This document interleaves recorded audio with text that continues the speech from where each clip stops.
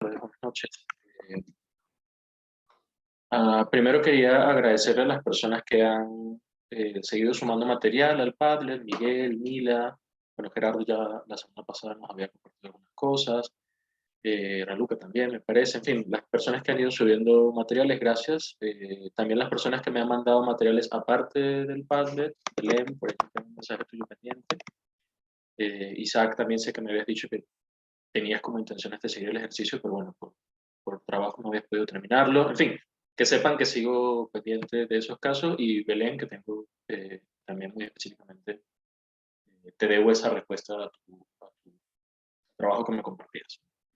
Eso por una parte y pues comentarles que ya nos acercamos con la clase de hoy a la mitad más o menos de nuestro programa, ¿sí? Del contenido. Y en ese sentido, quizá en un par de semanas ya les estaré compartiendo cuáles son mis ideas, mis sugerencias para el trabajo final, y en ese sentido para la evaluación. Y al mismo tiempo que quienes tengan ya inquietudes, ideas, ¿no? Algún trabajo a lo mejor adelantado por allí o alguna otra línea de investigación abierta y quisieran poder darle de alguna manera continuidad con lo que hemos visto aquí, también pueden irse comunicando conmigo, ¿sí? Para ver de qué forma conectamos ese trabajo que ya esté por allí abierto con los lineamientos del trabajo final. ¿Okay? Mi idea, más que el trabajo final suponga una carga extra y un motivo de preocupación, al contrario, lo que me interesaría es que de allí salgan, ¿no? Reflexiones que se puedan conectar con lo que ya hemos estado discutiendo. Y si para eso ya tienen trabajos, eh, digamos, en marcha, pues por mí estupendo. ¿Sí? En fin, en un par de semanas, quizá ya sobre el tema 7 tal vez, nos tomaremos unos minutos, ¿sí? Para discutir eso. ¿Okay? Eso por una parte. Por otra, para la sesión de hoy vamos a tener quizá una dinámica ligeramente distinta debido al tema. La estructura ahora les propondré un pequeño cambio que tiene que ver con la cantidad de materiales o con la cantidad de ejemplos, más bien, que podríamos discutir sobre un tema tan vasto como el de la política en el arte contemporáneo. Entonces, bueno, ahora les sugeriré el cambio, ¿no? Para la sesión de hoy y también les adelanto, como en otras sesiones, que ya subí a la carpeta de materiales complementarios. Yo no sé qué tanto la revisan o no, o si descargan o no los materiales, o si tienen tiempo de leerlos o no. Realmente no se sientan agobiados o como con la obligación de hacerlo. Yo más bien, de manera muy intensa, cada vez que puedo, les voy compartiendo material extra. ¿Qué es eso? Extra, ¿eh? Tampoco sientan ahí como la urgencia de leerlo. Pero bueno, en esa carpeta ya les compartí para la sesión de hoy dos materiales más sobre el tema del activismo artístico, que es el que estaremos discutiendo, eh, más específicamente sobre activismo artístico desde Latinoamérica, que como saben, lamentablemente no nos rinde el tiempo, ¿no? Como para ahondar lo suficiente en ese aspecto aquí. Pero bueno, justamente para complementar, les mando esos dos artículos. De hecho, en un ratito les comparto otros si quieren por el chat, por nuestro grupo de WhatsApp, con investigaciones recientes sobre ese tema. Son dos artículos recientes escritos por mí, uno en colaboración, unos en individual, en fin, que tratan justamente de traducir las discusiones que les voy a presentar hoy, las preocupaciones más bien teóricas, a casos muy puntuales del contexto latinoamericano. ¿Ok? Para que los tengan también por allí en el radar, ya que lamentablemente no podremos andar lo suficiente en ese tema aquí. ¿Ok? Bien, dicho eso, pues para la sesión de hoy les pedía que leyeran un texto muy corto, pero muy famoso ya, un referente clave para este campo de discusión, de la curadora estadounidense Nina Felshin, titulado Pero esto es arte. De hecho, es la traducción de un pequeño ensayo que publica editando un libro completo sobre este tema, y la introducción de ese libro se traduce al castellano como ese ensayo que leyeron para hoy, que espero que hayan podido leer para hoy. Si les interesa el libro completo, también se consigue, pero está en inglés. El trabajo original, digamos, está completo en inglés. Entonces, lo que les pedí que leyeran es apenas la introducción de ese trabajo, y bueno, de alguna manera marca el mapa de ruta para lo que a ella le interesará explorar en el resto de esa investigación, que tiene que ver con esos cruces posteriores al surgimiento del arte conceptual, el tema con el que empezamos este curso, esos cruces posteriores a ese momento en los que, de alguna manera, las preocupaciones que se manifestaban en esas prácticas artísticas seguían un poco esa línea de lo conceptual, pero lo hacían desbordando su campo de acción hacia un terreno más bien social o político en un sentido muy amplio, digamos, ¿no? Con experiencias mucho más arriesgadas de puesta del cuerpo y de intervención directa en planos más o menos críticos, ¿no? Según las circunstancias, pero que indudablemente parecían estar más orientados hacia una preocupación política que artística. Y sin embargo, lo hacían sin abandonar ese lugar de lo artístico. Entonces, desde ese espacio un poco paradójico o intersticial o difícil de definir, es desde donde piensa su investigación Felshing. ¿Sí? De allí que titule, ¿no? El texto de esa manera tan, ¿no? Como una provocación, ¿no? Pero esto es arte en realidad, esto que está ocurriendo aquí, estas intervenciones, ¿no? En la escena de lo político y estos experimentos tan arriesgados en temas sociales son arte en realidad. Esa es un poco la provocación del título. Uno de los artículos que les comparto se titula un poco en honor a ese texto, se titula de una forma parecida, se titula ¿Pero esto qué es? Entonces ya ni siquiera la pregunta es ¿esto es arte o esto es política? Sino ¿qué rayos es esto que estamos discutiendo? Ese será un poco el lugar de indefinición, digamos, que seguiremos. Hoy les pido en ese sentido que abandonen quizás sus concepciones tradicionales sobre lo artístico o sobre lo político y pensemos más bien en un espacio intermedio, contaminante, ¿no? Cruzado, entreverado, desde donde atacar esa noción tan rara del arte activista o del activismo artístico. Veremos a lo largo de la sesión de hoy que hay una terminología muy amplia para referirse a este mismo tipo de prácticas. ¿Sí? Vale, eso como pequeña introducción. No sé si pudieron leer o no el texto. Si quieren alguien que lo haya leído, comenzar con alguna inquietud o con alguna pregunta antes de que yo empiece a compartirles el material. Ustedes me dicen. Renato, nada más decir que yo leí, pero ¿esto qué es? Y lo leí porque ya lo había leído cuando me iba a escribir en el diplomado. Fue uno de los textos que leí primero para como que decidir si hacerlo. Y, y bueno, nada, me pareció interesante porque ahí está bien resumido lo de Nina Felshing y también la idea de un arte que se preocupa por la acción social y no por la autonomía del arte en como que un ámbito estético o artístico. Fue como que la primera vez que leí un texto que divagaba en esa distinción. Pero eso pues. Súper, gracias, Gerardo. Sí, si leen ese texto es quizá una introducción muy puntual sobre algunas de las discusiones que tendremos hoy.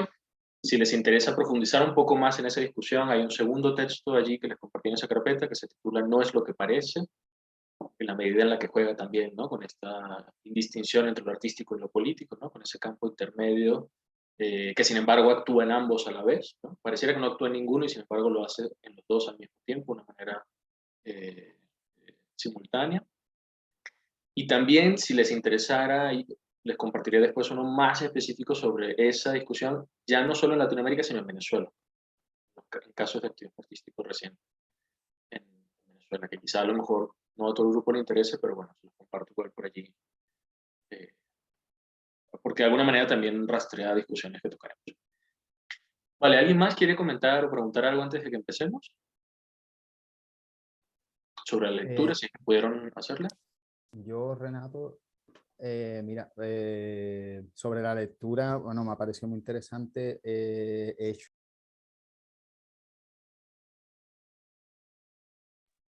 José Antonio, creo que se silenció tu micrófono, ya no te oigo. Perdona, es que he tenido algún problemita ahora con el audio, pero a ver si no se corta otra vez. Ahora. Bueno, he hecho las lecturas, una de las de los materiales y la que comentaba Gerardo también, y me pareció muy interesante. Y quería comentar porque a colación de esta lectura me he acordado de eh, una práctica, bueno, un taller que estuve en Sevilla con Loti Rosenfeld. No sé si te suena, artista chilena, ¿vale? Y no sé, pues que trabaja todo este tema político, de activismo eh, y demás. Y fue con una de las obras de Una milla de cruces, no sé si sabes cuál es.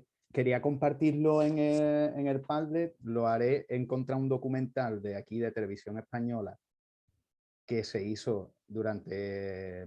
Eso fue para una retrospectiva en el CAC de Sevilla, en el Centro de Arte Contemporáneo, Centro Andaluz de Arte Contemporáneo. Y fue un taller que participamos unas cuantas gente de allí de Sevilla y se hizo como una adaptación de esa obra en las calles de Sevilla, bueno, en pequeñito, ¿no? En una de las arterias de la ciudad.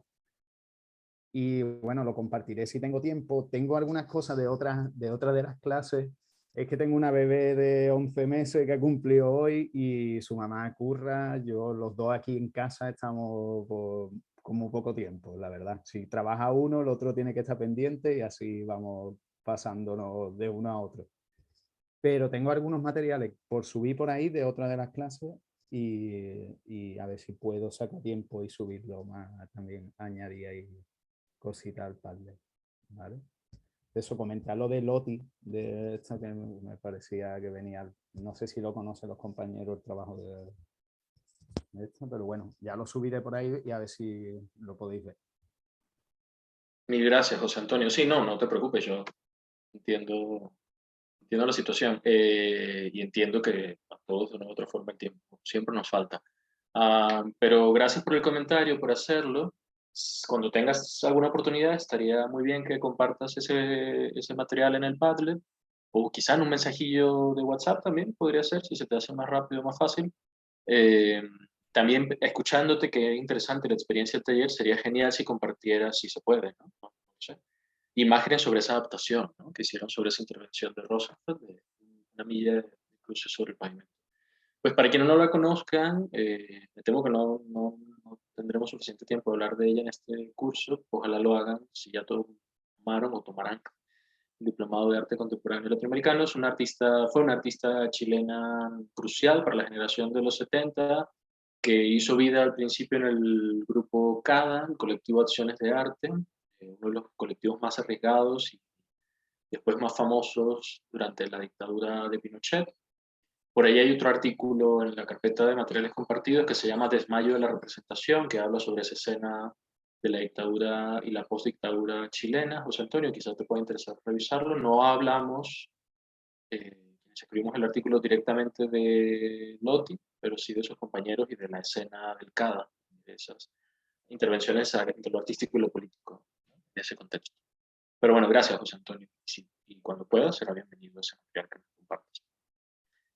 Bien, pues si les parece podemos comenzar con estos comentarios. Yo quisiera rescatar algunas cosas, hacer una brevísima introducción y después entrar a discutir los materiales. Lo que les quiero proponer hoy, a diferencia de otras sesiones, es que en lugar de centrar la discusión en 2 o 3 casos paradigmáticos, la diseminemos, ¿no? La diluyamos en muchísimos otros casos, muy pequeños quizá, con intervenciones muy puntuales, pero para darnos una idea del amplio abanico, ¿no? Del amplio espectro de casos que podríamos tomar en cuenta para discutir un tema tan rico y tan polémico también, esa será una palabra que usamos mucho hoy, como el de la política en las prácticas artísticas contemporáneas. ¿Okay? Entonces, en vez de pedirles que concentremos la atención en 2, 3, les presentaré muchos, ¿no? Y bueno, trataré de llevar cierto orden más que cronológico, temático o estratégico. Y por supuesto, si alguien después queda con dudas o requiere más material, me contactan. Bien, lo primero que quisiera hacer es, antes de mostrarles una presentación, es comentar un poco la idea de la política, justamente, ¿no? Ese es el concepto que nos convoca hoy. Me gustaría hacerlo un poco problematizándola, precisamente, ¿no? La misma palabra. Quizá muy a propósito de los tiempos tan polarizados políticamente, ¿no? Que vivimos en la actualidad, ¿no? Donde sea, creo yo, donde sea que nos encontremos, creo que nos toca de una otra forma, ¿no? Esa polarización política que parece reducir ese impulso político a una suerte de disputa institucional entre bandos ideológicos, ¿no? De izquierda, de derecha, ¿no? Conservadores o no. Y la idea de política que vamos a discutir hoy es mucho más compleja que eso. Implica una potencia vibrátil, digamos, de lo social que no necesariamente está relacionada con esa discusión maniquea, pues, como de unos buenos y unos malos, de unos que están a favor, de unos que están en contra, ¿no? Que es tan propia de esos espacios polarizados de la institucionalidad política. Muy lejos de eso, lo que quiero proponerles hoy es la política como se ha entendido en una línea muy específica dentro del pensamiento de la filosofía contemporánea, la filosofía política más específicamente, y en particular de una autora que les sugiero revisar si no conocen su trabajo, llamada Chantal Mouffe, una filósofa política belga, eh, pues que ha pensado o que ha propuesto la idea de lo político a partir de la noción del agonismo. No sé si han escuchado alguna vez ese término, les estoy anotando todo esto en el chat. Ya se los escribo también en el chat, o sea, estoy haciendo como una listita de apuntes aquí muy rápido. ¿Alguien había escuchado alguna vez la idea del agonismo como, como término, quizá no de la discusión política, sino en general? ¿No? Ok. Su propuesta fundamental es dejar de pensar la política como un antagonismo, ¿sí? Para pensarlo más bien como un agonismo. Supongo que el antagonismo, si lo habremos escuchado alguna vez, la idea de un personaje antagónico justamente tiene que ver con un personaje que se contrapone a uno principal, ¿no? Hay un protagonista y hay un antagonista, ambos comparten precisamente esa familia de palabras, ¿no? Del agonismo. Pero al dejar de pensar en antagonismos y pensar solo en agonismos, lo que pretende Mouffe es darle prioridad a esa propia potencia de la contraposición, de la confrontación, de la disputa, de alguna manera, ¿no? Agonismo vendría a significar eso, básicamente, ¿no? Lucha, disputa, confrontación, no exactamente pelea, pero sí como de alguna manera, sí, eh, alguna suerte de encuentro, ¿no? Y de choque, de roce que produce a su vez algo. Ese encuentro es aquello que moviliza otra cosa. La palabra no solo se utiliza en ese espacio de la filosofía política, sino que lo pueden conseguir en otros campos también, en el teatro, justamente, como acabo de mencionar. Hay la propia lógica del agonismo es lo que sostiene a esos protagonistas y antagonistas. En el campo de la biología y de la química se piensa en sustancias agonistas como esas sustancias que catalizan algún tipo de procedimiento bioquímico, ¿no? Para que algo más ocurra. En anatomía también se piensa en ciertas partes del cuerpo como músculos o como partes agonistas que producen movimientos, sobre todo en las articulaciones, en fin, la pueden conseguir en distintos campos, siempre pensando en términos de aquello que produce una contraposición para que algo acontezca. ¿Sí? Un movimiento, una acción, una reacción, algo. De allí entonces que la idea del agonismo es fundamental para Mouffe para pensar la política, porque la política vendría a ser para ella no tanto el encuentro de sujetos que se contraponen porque son opuestos entre sí, opuestos irreconciliables, sino más bien multiplicidades de sujetos, de agencias, de sentires, de saberes, de haceres, que se encuentran precisamente en una disputa, ¿no? No necesariamente para llegar a un acuerdo, sino para que de esa disputa acontezca algo que la vida, digamos, eh, en sí, ¿no? La posibilidad, no la certeza, sino la posibilidad de un espacio democrático. ¿Sí? Entonces pensemos desde allí la idea de la política como una forma de agonismo y no tanto de antagonismo. Y en ese sentido, ella recurre a la propia etimología de la palabra política para explicar por qué para ella el agonismo sería lo central. Si revisamos la etimología clásica de política, veremos, pues esto todos lo sabemos, veremos que el vocablo que surge allí es el de polis, ¿no? Bien podría significar ciudad, o de manera más genérica podría pensarse en lo común, ¿no? La polis como lo común, como aquel espacio compartido que nos atañe a todos, supuestamente por igual.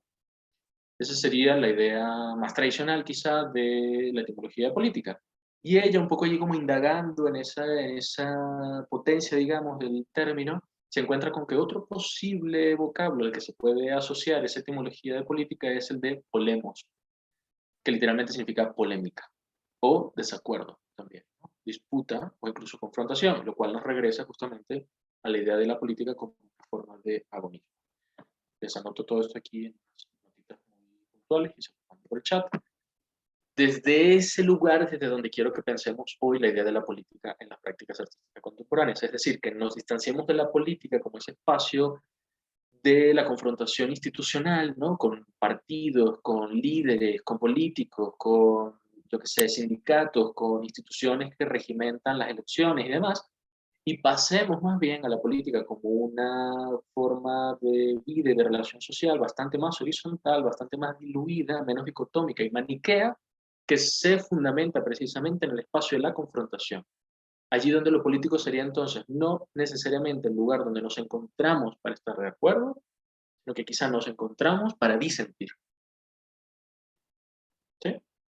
Y quizás desde ese disenso es de donde se activarían la mayoría de las veces una posible potencia para la politicidad propia de las prácticas que veremos hoy. ¿Sí? Es decir, piensen estas prácticas en su sentido político en tanto que activan formas del disenso. ¿Me siguen hasta aquí? ¿O aposté por una introducción demasiado abstracta?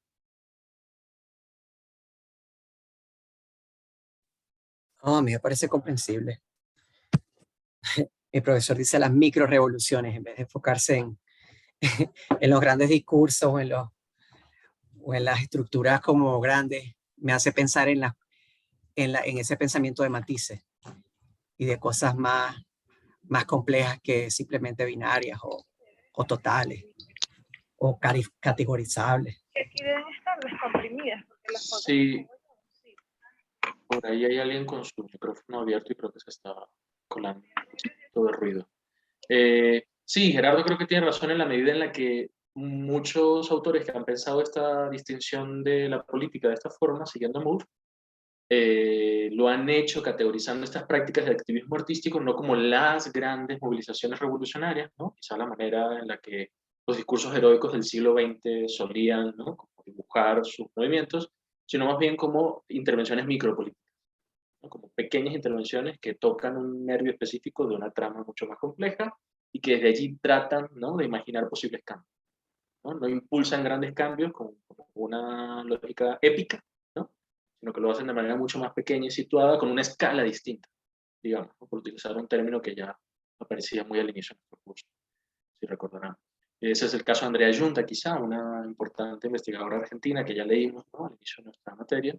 Así lo piensa, ¿no? Piensa el activismo artístico como una escala micropolítica. Pero bueno, en fin, esas son discusiones quizá más finas que podemos sostener en otro momento, si quieren. Vale, entonces, tomen en cuenta, porfa, esta introducción con Chantal Mouffe. Desde allí quiero que imaginen la idea de la política, quiero que la piensen no tanto como una práctica institucional o institucionalizada, sino más bien como una práctica instituyente, en el sentido que tiene la posibilidad de crear nuevos espacios a partir de qué? A partir del disenso, esa fuerza del desacuerdo. ¿Okay? Vale, entonces es desde ahí que les quiero proponer esta deriva de hoy que nos va a llevar del arte conceptual, que quizá no haya que repetir mucho nada al respecto, porque ya lo revisamos hace algunas clases. Esa deriva va del arte conceptual al arte activista. Arte activista, activismo artístico, arte político, arte con política, arte de la emergencia. Hay muchas palabras afines, hay muchos trabajos que se han dedicado justamente a pensar si habría o no diferencia entre todos esos términos. Yo, por resumir la discusión, me voy a quedar el día de hoy con dos: arte activista y activismo artístico. ¿Sí? Si quieren, después les cuento un poco cuál sería la diferencia teórica que se ha pensado al respecto, pero vamos a quedarnos con eso. Si no leyeron el texto de Felshin, si no tuvieron tiempo, se los quiero resumir rápidamente un poco para situar la discusión. Este que ven a la derecha es el libro original en inglés, que como comentaba es de donde se toma después el ensayo introductorio y se traduce al español en una publicación, de hecho, con varios investigadores españoles, hace algunos años ya, llamada Modos de Hacer. Y bueno, en fin, desde allí es de donde se populariza esa discusión en en el campo iberoamericano, digamos. Pero insisto, el ensayo original está en inglés y este acá. Pero este arte es un pequeño ensayo que le permite a Felshin preguntarse qué es lo que caracteriza ese tipo de prácticas artísticas que muy poco después de la eclosión del arte conceptual estaban poniendo en marcha una serie de estrategias muy ligadas a ese proceso de desmaterialización que ya discutimos hace varias semanas, pero con un énfasis político hasta ese momento no visto, ¿no? Digamos, de alguna manera se podría decir incluso insólito, ¿no?, por el nivel de riesgo que suponía. Entonces ella le permite ese momento específico, ¿no? El texto es como de los 90, pero ella está pensando en casos desde los 70 aproximadamente y ya con más fuerza los 80. Ese momento específico que ella estudia le permite hacer esa suerte de genealogía conceptual y caracterizar esas prácticas que ella finalmente llamará como de arte activista. Su gran definición es esta que estamos acá arriba. El arte activista para Felshin es un tipo de práctica que no es ni una cosa ni la otra, sino que es ambas al mismo tiempo, ¿no? Con esa suerte de indistinción tan difícil de atrapar. Para ella el arte activista tiene un pie en un mundo y un pie en el otro. Un pie en el mundo más tradicional de lo que conocemos como arte, en tanto reservorio de estrategias y de metodologías creativas para activar un tipo de acción, sí, para activar un tipo de movilización. Y el otro pie lo tiene precisamente en el campo de las movilizaciones, en el campo de la protesta, en el campo de lo político, en tanto espacio para la preocupación y para el poder entablar ciertas discusiones en un sentido público. Digamos. Entonces, un pie en un sitio y un pie en un otro, esa es como su gran definición. Y la genealogía conceptual que hace, yo se la resumo aquí rápidamente, porque bueno, todo el texto va de eso, pero 5 puntos se podrían rescatar, creo yo. Felshin detecta en este tipo de prácticas lo siguiente. Son hijas, digamos, del arte conceptual en la medida en la que, uno, suelen llevarse a cabo en términos procesuales, es decir, la mayoría de las cosas que vamos a ver hoy no se pueden determinar ni un inicio ni un cierre, y en ese sentido, claramente en la sesión de hoy no podemos hablar de obras, en la medida en que no hay un resultado como tal que pueda ser cosificado en lo que llamamos objeto artístico, sino que desde el inicio, ¿sí?, durante el proceso y hasta su posible cierre, lo que hay es procesos de trabajo, que sobre la marcha pueden ir produciendo ciertos objetos, que sin embargo no deberíamos poder considerar como objetos artísticos, como obras de arte, sino más bien como materiales que hacen posible ese propio proceso de experimentación. Ese es el gran primer punto que las emparenta con el legado conceptual, ¿sí? El segundo punto es que la mayoría de las prácticas que vamos a ver hoy, no todas, es cierto, pero la mayoría se caracterizan por estar emplazadas en espacios públicos, ¿sí? En el espacio de lo público como el lugar donde precisamente, como la etimología de la palabra lo advierte, donde todos podemos tener acceso a ellas, ¿sí? Esta es otra de las grandes características que ya habíamos visto en aquella clase del arte conceptual. El tercer punto para Felshin, que las liga con esa genealogía conceptual, es que la mayoría de ellas, si bien no todas, pero la mayoría suelen armarse a través de estrategias que tocan de una u otra forma las prácticas del performance o aún más del happening. No sé si se acuerdan, pero ya tuvimos esta discusión hace varias semanas y justamente tratábamos de preguntarnos cuál era la puesta del cuerpo, ¿no?, que ocurría en eso que llamamos performance o en eso que llamamos happening. Pues esa es una de las herramientas fundamentales para lo que veremos hoy. Si bien es cierto que no todas pasan por allí, de una u otra forma terminan tocando esos espacios de experimentación con lo corporal, ¿sí? El cuarto punto para ella es que la mayoría, ¿sí?, suelen llevar a cabo sus prácticas utilizando, parasitando casi, se podría decir, los grandes medios de comunicación masivos, es decir, suelen hacer lo que sea que hagan, en algún momento tocando espacios de, bueno, hoy diríamos las redes sociales, pero antes pensaríamos en la televisión, en la radio, en espacios de comunicación impresa, panfletos, pancartas, periódicos, revistas. De una u otra forma suelen parasitar medios de comunicación que permitan magnificar de alguna forma el mensaje que tratan de transmitir, ¿sí?, el lugar desde donde tratan de hablar. Esa es otra gran característica que de alguna manera heredan de las prácticas del arte, del cruce entre arte y lenguaje propias del arte conceptual. Y por último, el quinto punto para ella es que todo lo anterior, todo esto ocurre siempre de forma colaborativa. Atención con esto, porque no significa necesariamente que no podamos ver prácticas hoy que estén pensadas por un solo sujeto, es decir, que hayan sido llevadas a cabo por un artista, ¿no?, a título personal, como sujeto singular. No es tanto eso, sino que lo que sea que haya hecho ese supuesto sujeto singular, lo hizo siempre de forma colaborativa con otros sujetos. Aunque en última instancia la acción haya podido quedar capitalizada bajo su firma, bajo su nombre, ¿sí? Conocemos muchos artistas hoy en día que se les cataloga como artistas del activismo, a pesar de que trabajan supuestamente de forma singular. Pienso mencionar dos grandes en Ai Weiwei y Tania Bruguera, ¿no? Y sin embargo, lo que hacen ambos siempre ocurre de manera colaborativa con otros sujetos, ¿sí? Yo hoy, para hacer énfasis en eso, les voy a presentar casos que sobre todo son hechos de forma colectiva, es decir, más que hablarles de artistas en singular, les voy a hablar de colectivos artísticos, ¿sí? Pero bueno, tomen en cuenta que podríamos toparnos por allí también con prácticas de artistas a título personal, que insisto, siempre estarán atravesadas, sin embargo, por lo que Felshin llama método de hacer colaborativo. Bien, dicho todo esto, para ella la herramienta así fundamental de toda esta discusión y de ese legado conceptual es poner el cuerpo.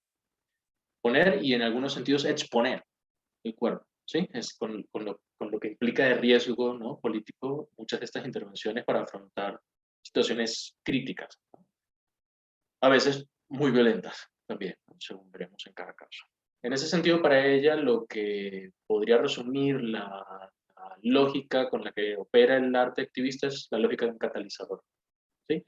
No es tanto la idea quizá ingenua de producir por sí misma, como acción artística, un cambio, sino más bien mover las fichas, ¿no?, sacudir un poco el panorama y llamar la atención sobre ciertos sucesos para, con miras a llegar a un posible cambio. En ese sentido entiende Felshing al arte activista como un catalizador. Junto con Felshing, yo les recomiendo, si les interesa, se los puedo compartir, 2 libros. Uno que ya mencionamos y que se hayan leído, el de Lucy Lippard, titulado 6 años de la materialización del objeto artístico, que ya tienen en la carpeta de materiales complementarios.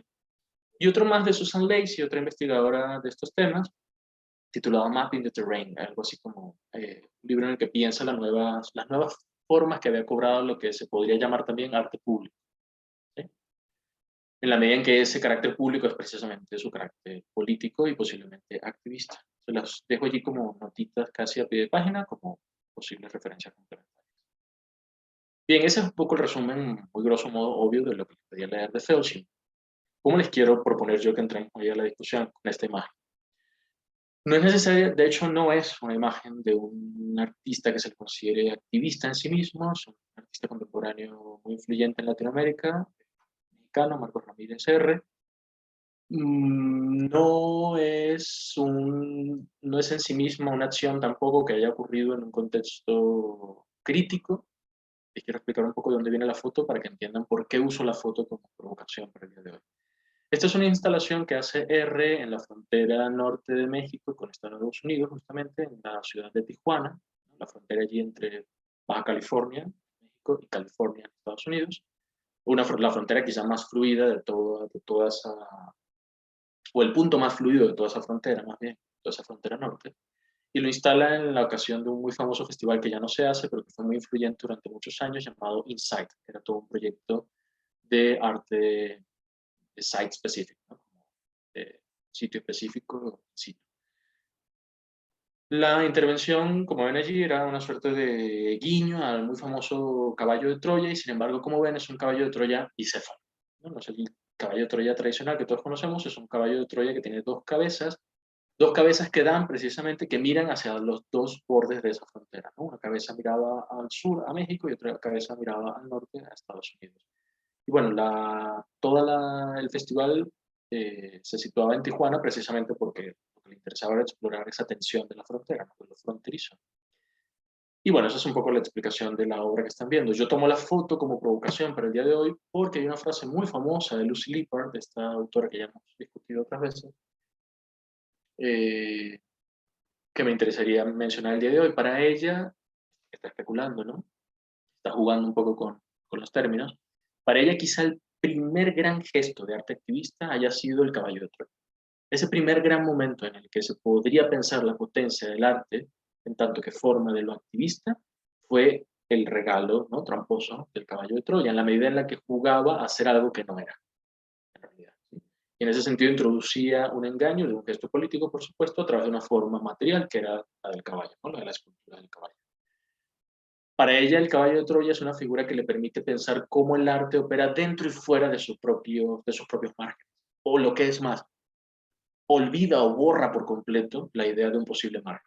Es decir, que el arte en ese sentido se diluiría casi por completo en ese escenario de lo político, y viceversa, lo político abrazaría de alguna forma también el espacio de lo artístico, ¿sí? Desde allí es que piensa entonces, ¿no?, esa provocación de quizá la primera obra de arte activista fue el caballo de Troya.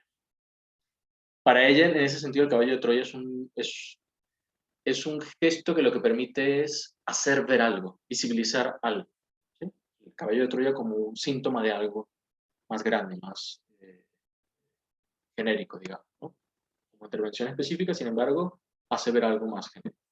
Y entonces, pensando esa frase tan famosa, yo quiero lanzarles a ustedes la provocación de que no es cualquier caballo de Troya el que estaríamos abordando hoy, sino que es un caballo de Troya bicéfalo, es decir, aún más monstruoso, aún menos definible. Es un caballo de Troya que engaña tanto al arte como a la política. se introduce en el campo de lo político a través de una serie de experimentaciones materiales con las apariencias y con lo estético, ¿sí? Engañando a lo político, y se introduce también en lo artístico en la medida en la que engaña las supuestas, las esperanzas y las pretensiones y también un poco el ego propio del campo de lo artístico con una preocupación mucho más social, mucho más horizontal, mucho más colectiva, que quiebra muchas de las presuposiciones propias de lo que hemos heredado como sistema del arte en su sentido más liberal, moderno. Entonces se engaña un poco a los dos campos al mismo tiempo. Por eso la provocación del espacio de un caballo de Troya que no es cualquiera, sino que es doble.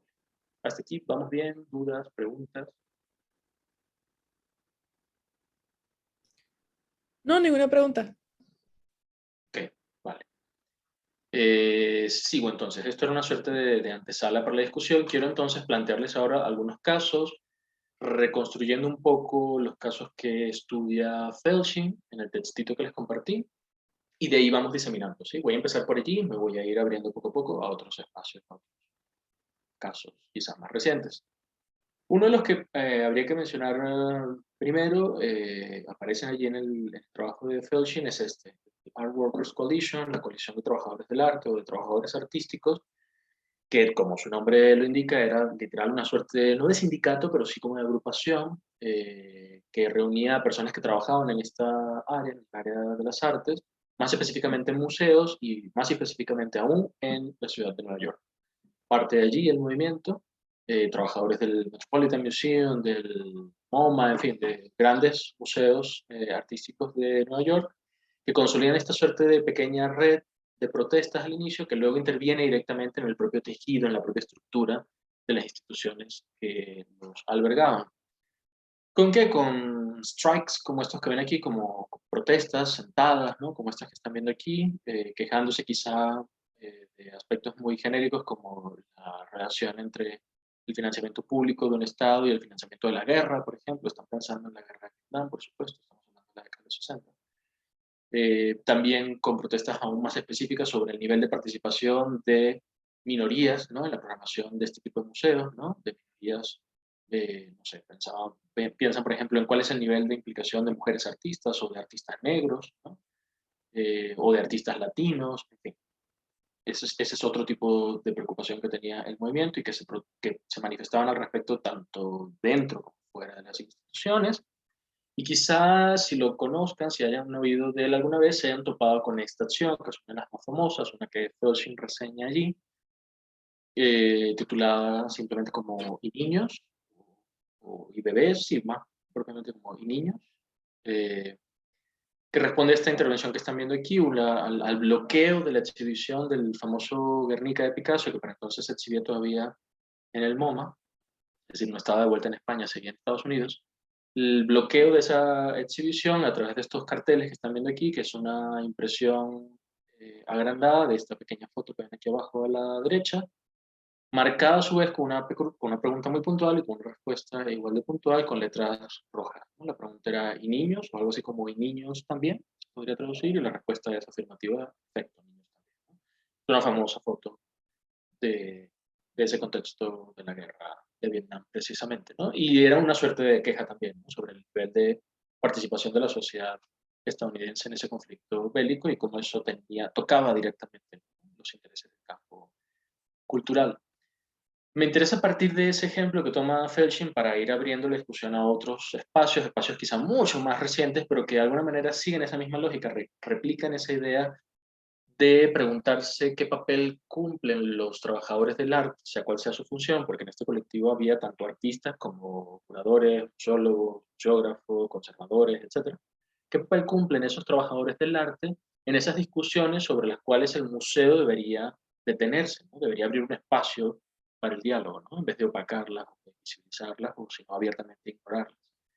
Entonces, pensando en esa lógica, hay un colectivo mucho más reciente que empieza a trabajar en torno al año 2015 y sigue más o menos activo, entre comillas, es el Gulf Labor Coalition, que sigue un poco la misma lógica de esa coalición o de ese grupo, y que lleva su nombre en honor a los movimientos de trabajadores del arte que estaban siendo sometidos a unas condiciones de explotación laboral muy llamativas en el contexto de los Emiratos Árabes Unidos y territorios afines, ¿no?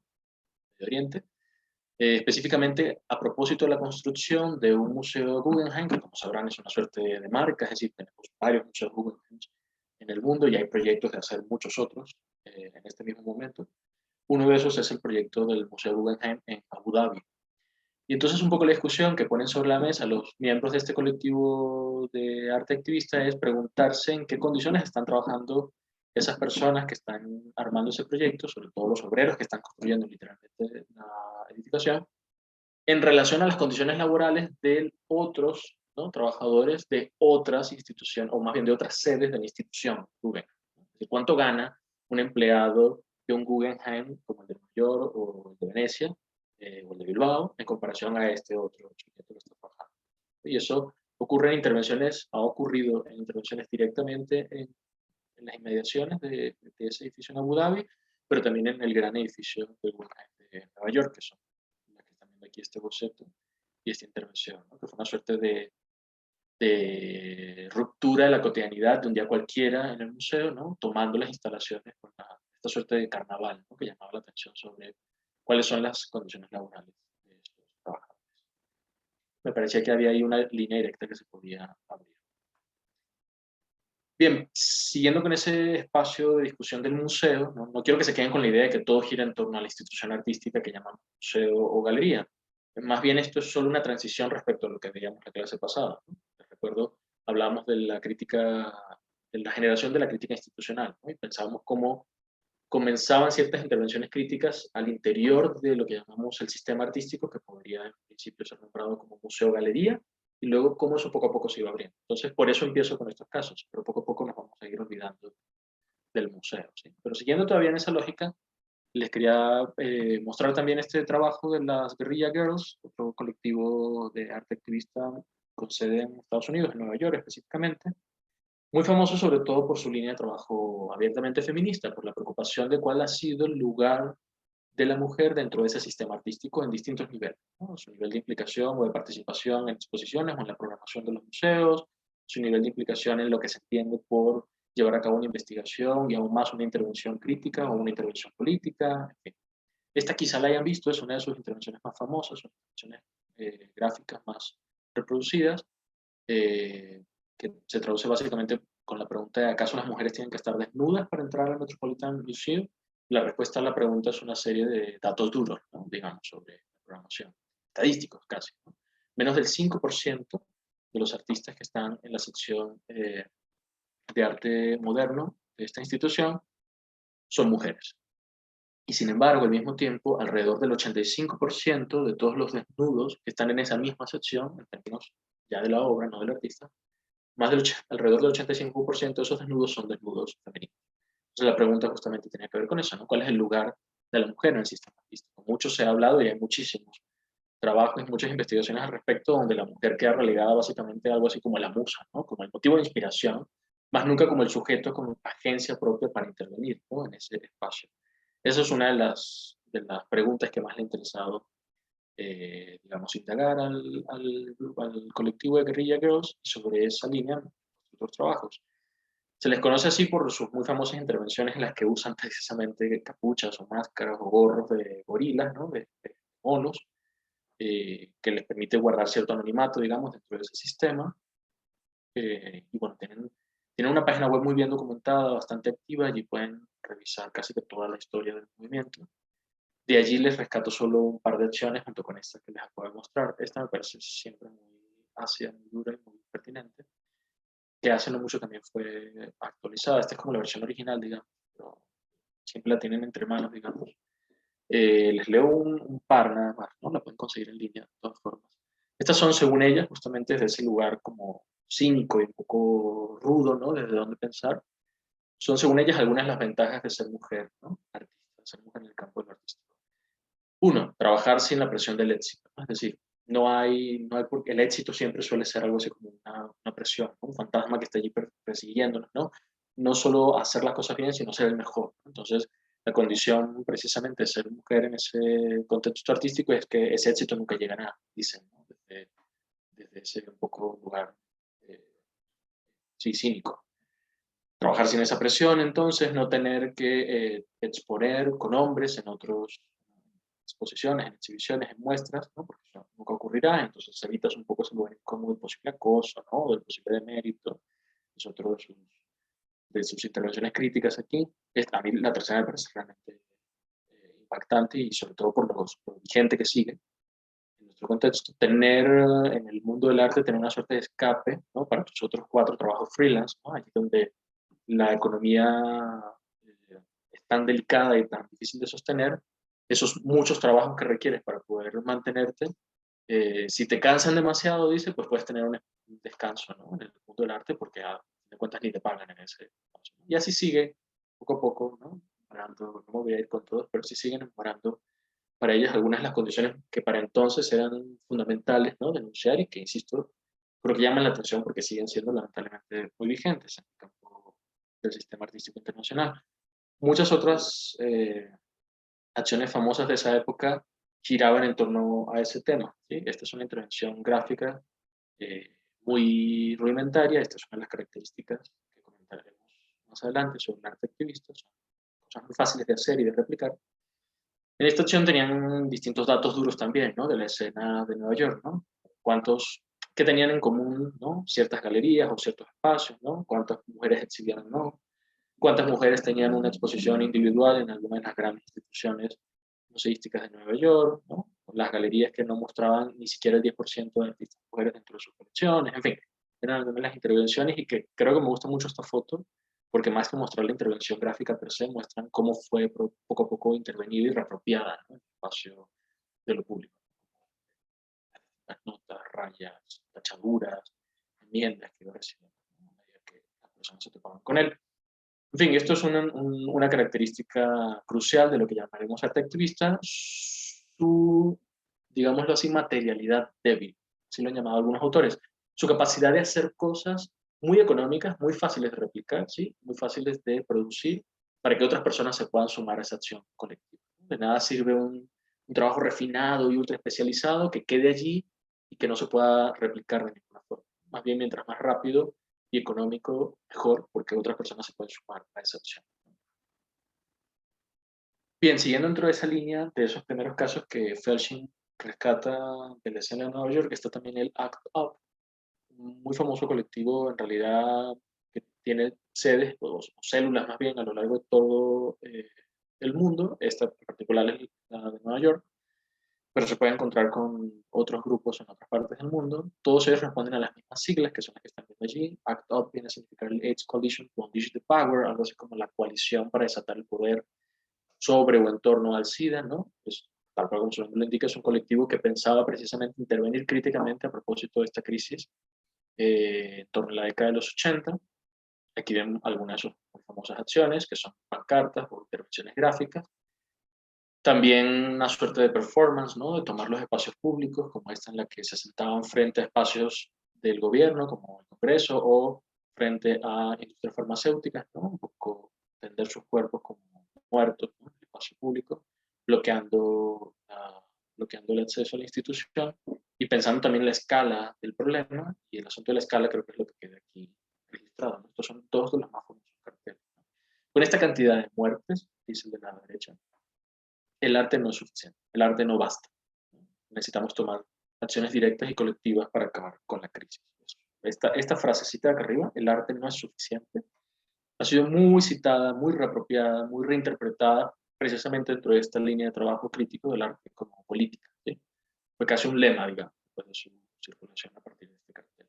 Y bueno, el cartel de la izquierda también es muy famoso porque es una suerte de reapropiación a su vez de un símbolo que había sido siempre utilizado como una suerte de marca para denigrar, para tachar, para violentar, para recluir a las comunidades homosexuales, específicamente en los campos de concentración nazis, como un triángulo rosa, pero al revés, con el pico hacia abajo, con esta punta hacia abajo. Invertir ese triángulo y utilizarlo de esta forma, ¿no? Como darle la vuelta literalmente al símbolo, les permitía precisamente llamar la atención sobre quizá una de las comunidades que en el momento estaban en la mira de la discusión, ¿no? Incluso estigmatizándolas, revictimizándolas. Con el eslogan del silencio es la muerte, precisamente, ¿no? Que aludía directamente a las instituciones públicas y farmacéuticas que no estaban tomando las riendas del problema. Un poco entonces me voy por esa línea, como les dije, no voy tanto cronológicamente, sino temáticamente a través de estrategias y pensando en ese mismo triángulo, ¿no? Y en su reivindicación, pienso en este otro colectivo, muchos años después, pero también en Nueva York, el Repo History, que era una suerte de colectivo llamado a pensar un repositorio, una suerte de archivo, pues, de la historia inmediata de Nueva York. Como volver a pensar el Nueva York de nuestros momentos, sin embargo, con una visión, digamos, ni siquiera sincrónica, sino anacrónica casi, como de muchos tiempos a la vez. De pensar toda la historia de Nueva York, cómo podría confluir en un mismo momento, que es este que estaríamos viviendo. Esa era un poco la premisa del movimiento, que creo que ya no, no sigue activo, pero sus archivos sí que son consultables. Bueno, en fin, eso para contarles un poco del grupo. Esta intervención en particular pensaba en mapear los espacios de la comunidad queer, ¿no? De manera bastante temprana en Nueva York, específicamente en lugares donde algún miembro de esa comunidad queer había sido violentado de alguna forma, si no es que abiertamente desaparecido o asesinado, como en la mayoría de los casos. Entonces lo que ven es la instalación como un gesto mínimo casi, insisto, como les dije hace un rato, la materialidad débil de la que hablábamos, un gesto mínimo, pequeñísimo, que cualquier persona podría replicar, instalaban este pequeño triángulo rosa del que acabamos de hablar, acompañado de una pequeña leyenda, ¿no? Una pequeña reseña de la historia sobre la cual les interesaba pronunciarse, y ese pequeño triángulo, esa pequeña intervención estaba acompañada a su vez de una especie de mapa, ¿no? Que un poco a la manera de un mapa turístico, lo que te mostraba en lugar de quizá las grandes, ¿no? Atracciones de ese lugar, lo que te mostraba era más bien esos espacios, digamos, tan dolorosos, ¿no? Para esa historia inmediata de esos espacios, de esa comunidad queer. Entonces, bueno, había una correlación, digamos, entre esa intervención y los puntos que estaban aquí mapeados, ¿no? Señalados con dirección específica. La metodología del mapa, la metodología de la cartografía es muy potente dentro de estas prácticas de activismo artístico.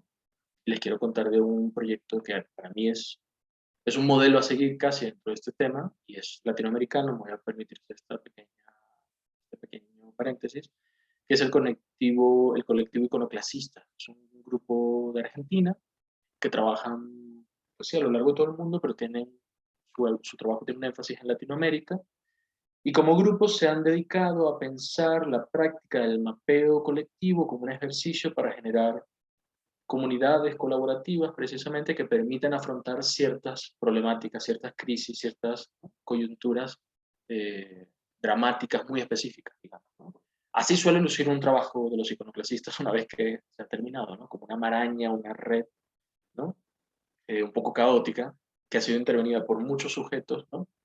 A la vez, y que permite dar cuenta de distintos sucesos al mismo tiempo, ¿no? Y que en ese sentido no nos ofrece un mapa limpio, como nos lo daría la visión cenital de cualquier dispositivo de geolocalización, por ejemplo. No es el mapa limpio, ¿no? Claro, sino es un mapa complejo, ¿no? Que habla precisamente de cómo es la vida en el espacio que habitamos, ¿no? El resultado luce así y el proceso luce un poco así. Digamos que esto que están viendo aquí ya es el trabajo un poco más editado, ¿no? Elaborado, y en su proceso como tal, esto es lo que ocurre. Otros instrumentos, otras herramientas que les permiten a esa comunidad a la que convocan ir dando cuenta de una situación específica, ¿no? Este, por ejemplo, es un taller que hicieron aquí en México hace algunos años, que mapeaba un mercado particular, ¿no? Ubicado en las inmediaciones de esta colonia, Santa María de la Ribera, y que podían llevar a cabo ese y muchos otros talleres porque han ideado, esto es crucial, si quieren les puedo pasar el material después, han ideado todo un manual, que la portada de hecho es este que están viendo aquí, un manual para llevar a cabo esos mapeos, de modo tal que el mapeo ya no requiera de ellos como artistas, sino que pueda ser replicado por cualquier comunidad. Esto es otra clave fundamental de lo que llamaremos arte activista. Son prácticas, sí, procesuales, de este legado conceptual que hemos discutido, pero que apuntan en última instancia a la propia desaparición de la figura del autor, es decir, de la figura del artista. No sé si me siguen, es decir, que apuntan a una absoluta colectivización y a una absoluta horizontalización de la práctica, de modo tal que ya no es necesario el artista para que eso ocurra, sino que están solo en un primer momento una suerte de catalizador, que permite que la acción cobre vida y sea luego replicable sin su presencia. Esto es crucial. Y con esto ya estamos apuntando a la clase que viene. Estamos apuntando ya a la idea de la reapropiación, ¿sí? De eso hablaremos la semana que viene. Entonces, si ustedes descargan, insisto, se los puedo pasar, aunque se encuentra en su página web, que literal es psicoanalistas.net, pueden descargar este manual y ahí pueden descargar todas las metodologías que han utilizado, pueden descargar plantillas, no de los mapas, pero sí de las herramientas que les permiten realizar el mapeo, ¿sí? Entonces aquí ven algunas, tienen pequeños stickers que les permiten identificar distintas situaciones, ¿no? Distintos sujetos, y tienen, bueno, hay como distintas señaléticas, hay toda una iconografía que ellos les llevar a cabo estos ejercicios, y bueno, todo eso es descargable y reapropiable. Está todo editado con una licencia Creative Commons, de modo tal que se puede reutilizar sin ningún tipo de problema de derechos de autor, ni propiedad intelectual, ni nada. Esto me parece a mí un gran ejemplo para llegar a lo que quiero, ¿no?, mostrarles en un rato. Entonces, pausa aquí para volver a otras precisiones necesarias, precisamente a propósito de este asunto de la colaboración y demás. Aquí quería llamar la atención sobre un pequeño trabajo que escribe un investigador, artista, activista y por un breve tiempo político también español llamado Marcelo Expósito. No sé si les suene a algunos. El trabajo de Expósito como artista gira en torno precisamente a este tipo de colaboraciones, ¿no? Sobre todo es un artista que trabaja con lenguaje audiovisual, con el video, con el montaje, pero bueno, que también tiene un trabajo como crítico, como investigador, y es desde ahí desde donde lo quiero citar hoy. Me refiero específicamente a un ensayito que se titula justo, si se acuerdan, como el cartel que les acabo de mencionar de ACT UP, se llama El arte no es suficiente, en honor a ese cartel precisamente, se llama así. En este ensayo, que tomo de este libro que está viendo aquí a la derecha, Expósito señala algunas cosas que para él son fundamentales al momento de pensar en el arte activista o el activismo artístico. En primer lugar, es una práctica que aunque no deja de utilizar el lenguaje de lo artístico, es decir, es una práctica que aunque no deja de armar su arsenal operativo con elementos de expresión gráfica, de creatividad, ¿no?, y de imaginación, aunque no deje de hacer eso, hace evidente al mismo tiempo que el arte por sí solo no es suficiente. De allí el título del ensayo, en honor al actor. Es decir, habita un lugar precisamente intersticial donde aún consciente de su propia artisticidad, se sabe también consciente del carácter limitado de esas acciones. De allí que se pregunte qué es lo que necesita el arte, qué necesita además del arte, qué necesita hacerle sumado para poder enfrentar este tipo de cosas.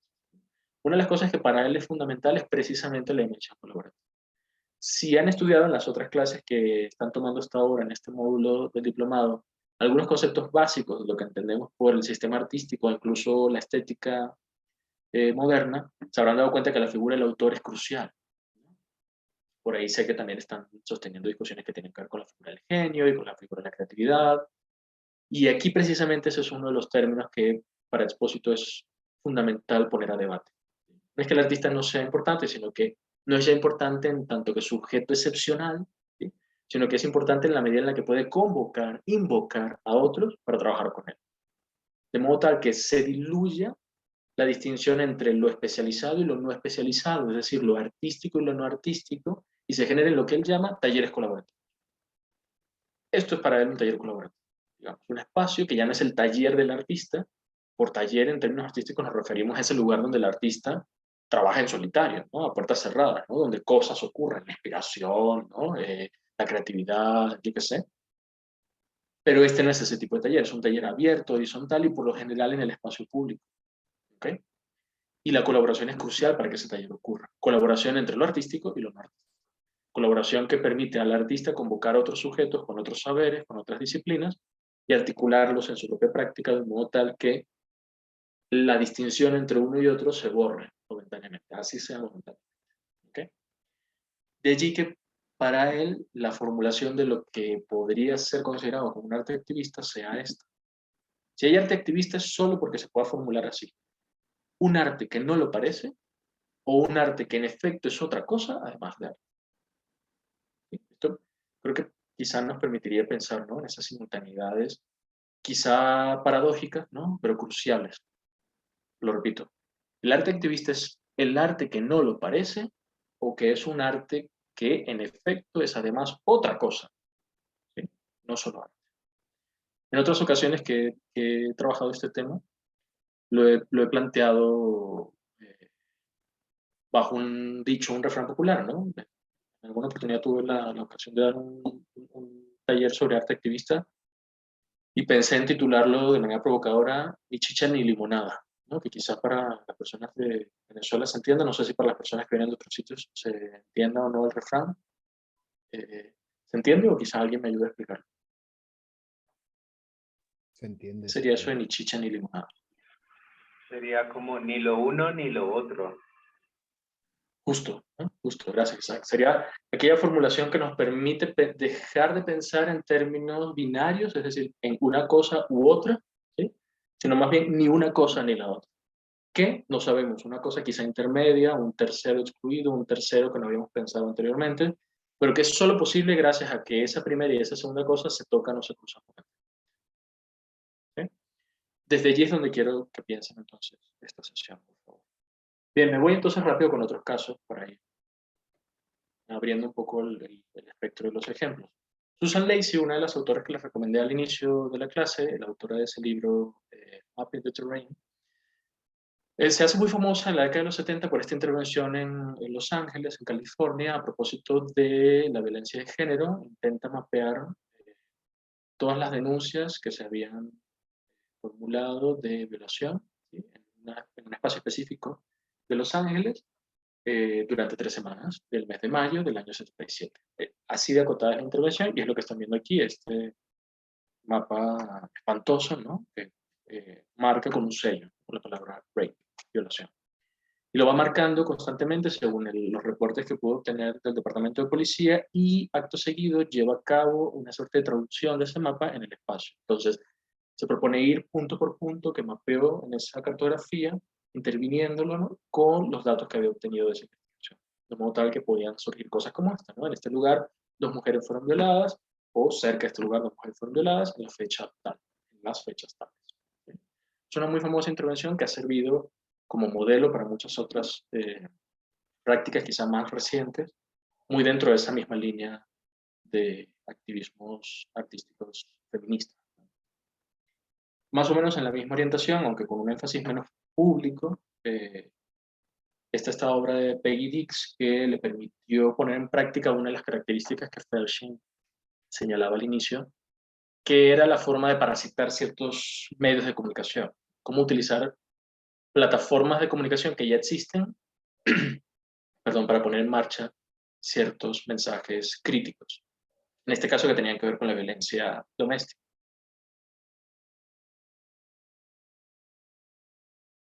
Perdón. En ese sentido, Dix lo que hizo aquí fue intervenir cartones de leche. Quizás esto ya no sería una práctica tan común, pero para entonces creo que era lo suficientemente legible por el público en general, ¿no?, como algo que ocurriese, ¿no?, que se pudiese marcar así un cartón de leche, pero lo hace precisamente con los datos y con la información que recaba a propósito de esta investigación de violencia doméstica, ¿no? Creo que de paso, todo este momento de distanciamiento social, de encierro, que ha sido producto de la pandemia, nos permitiría volver, ¿no?, a voltear la mirada sobre este punto, ¿no?, sobre cómo ha aumentado, al menos en los países de Latinoamérica, las estadísticas así lo demuestran, cómo aumentó la violencia de género en casa. En fin, entonces interviene con distintos datos estos cartones de estas cajas de leche, que a su vez luego dispone en el lugar donde iría, ¿no?, para su compra en las tiendas, mercados, supermercados, etc. Incluso con información, aquí lo ven acá abajo, de teléfonos a dónde recurrir para pedir ayuda si estaba siendo víctima de alguno de estos tratos. En esa misma línea de cómo intervenir espacios de lo comunicacional que ya existan, está este muy famoso colectivo que juega con el nombre de la propiedad intelectual, ¿no?, como de la marca registrada. Ese es tal cual el nombre del colectivo. Una de sus más famosas, y a mí me divierte mucho, una de sus más famosas acciones es esta, la Organización para Liberar a la Barbie. Intervienen en una tienda de juguetes específica, ahora ya no recuerdo si era en Nueva York, pero me parece que sí, una tienda de juguetes en particular.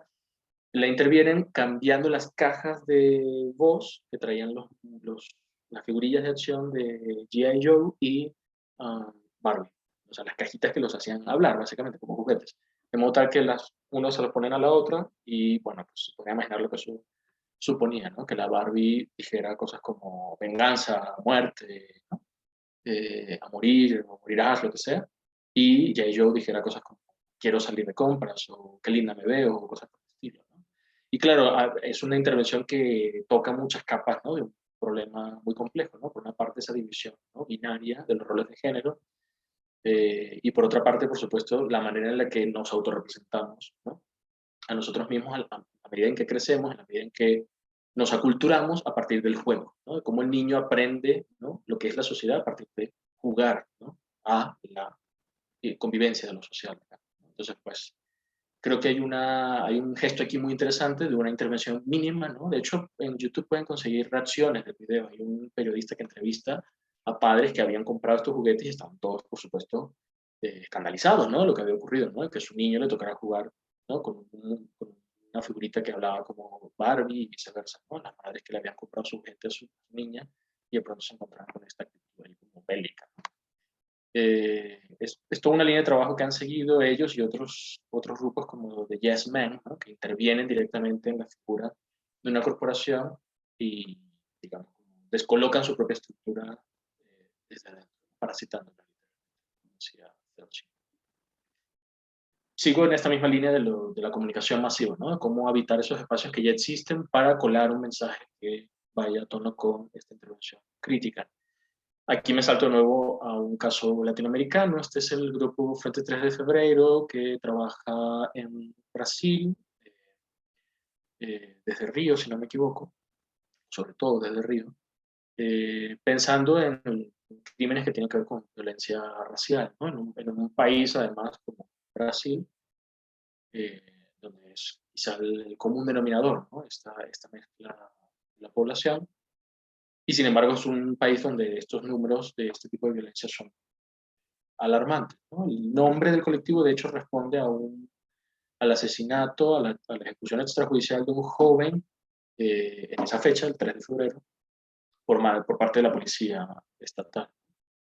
Y bueno, un caso muy polémico, muy sonado, y a partir de esa investigación se funda este colectivo.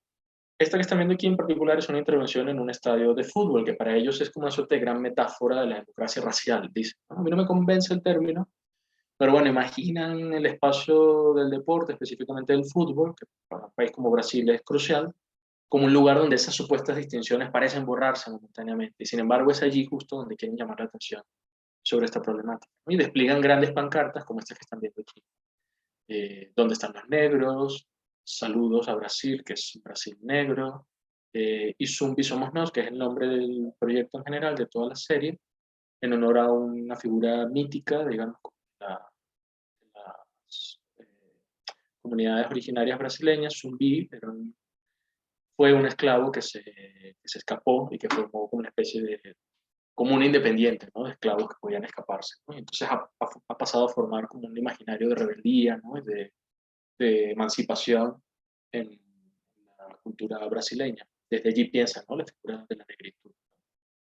Hay muchas otras intervenciones de ellos que no podemos revisar ahora mismo. Más bien quería que nos fijáramos un poco en la intervención de cómo habitar esos espacios de comunicación, ¿no? En este caso desplegando esta gran pancarta de manera sorpresiva en un estadio. Y un poco esa misma línea con esas pancartas, ahora me regreso al caso de Nina Felshing, al texto que leyeron. Está el colectivo Reclaim the Streets, muy famoso en el Reino Unido a mediados de los 90, cuando se manifiestan para impedir la creación de una mega autopista que para ser construida debía devastar casi la mitad de la ciudad, ¿no? Reorganizarla de un modo tal que se demolieran conjuntos habitacionales, parques y espacios de lo público que de alguna manera iban en contra de la propia lógica que la autopista quería poner en marcha, ¿no? Que es toda esta lógica centrada en el automóvil, ¿no? Rapidez, inmediatez, conectividad, etc. Entonces, un poco de allí sale la idea de reclamar las calles, ¿no? Y Reclaim the Street se le conoce por ser un movimiento casi carnavalesco, festivo. Ocurría un poco como lo están viendo aquí. No era simplemente una protesta, sino tomar las calles con música, con algún tipo de acción que fuese escandalosa y llamativa, ¿no? Para detener un poco esa movilización institucional. A mí me gusta mucho, no sé si lo alcanzan a ver bien, o me da un poquito de zoom. Me gusta mucho este cartel que están viendo aquí, promoviendo las actividades de Reclaim Streets. no sé si alcanzan a leerlo, dice: después de todo, si no podemos bailar, no es una revolución. Es decir, la lógica del propio movimiento era la festividad justa, ¿no? Está aquí también. No es simplemente tomar las calles, sino tomarlas con acciones, con baile, con música, con tocadas, ¿no? Con improvisar algún tipo de experiencia sensible que llamara la atención a su vez sobre este problema tan trágico, ¿no? Para la configuración urbana. Bien, aquí me salto precisamente sobre el asunto de la urbe, de la ciudad, a un artista que ya vimos la semana pasada, no sé si lo recuerden. Lerman Yukilis era este artista que estaba interviniendo en los museos con el problema del cuidado, de la limpieza, ¿no? Cómo mantener la estructura del museo. Si recuerdan a ese artista, es muy famosa precisamente por trabajar estos temas que tienen que ver con la limpieza, y quizás su gran obra sea esta, una intervención que dura muchos meses en la ciudad de Nueva York, en colaboración con precisamente el cuerpo de aseo, de limpieza pública que se encarga de la basura y demás, que tuvo muchas partes, digamos. Por un lado, una intervención, digamos, una suerte de investigación de campo, de acompañar, ¿no?, a los trabajadores del aseo en sus jornadas de limpieza y de recolección de la basura y demás. Iba con ellos, perdón. Recolectaba ella misma la basura, lo subía a los camiones, se iba después con ellos a un bar, a hablar, a compartir, ¿no? Es decir, por un momento colarse en ese espacio, en esa comunidad, ¿no? Y tratar de entablar un diálogo mucho más horizontal. Y un segundo momento, quizás ya hacia el final de la intervención, es una suerte de gran performance en la que se dispone en fila, en una larguísima línea, si no todos, la mayoría de los trabajadores que formaban parte de este cuerpo, estamos hablando de miles de personas, alrededor de unos 2000 me parece que era la cifra, y ella va uno por uno dándoles la mano, agradeciéndoles por su trabajo de mantener limpia la ciudad, ¿no? Y esto ocurre justo en un vertedero de basura, que es un poco lo que están viendo aquí abajo a la derecha.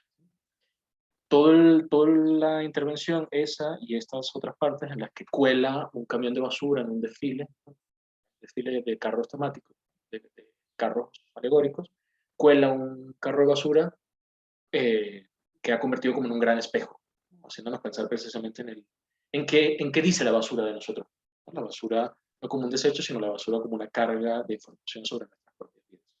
Toda la intervención tenía que ver precisamente con el método colaborativo del que hablábamos al inicio, ¿sí?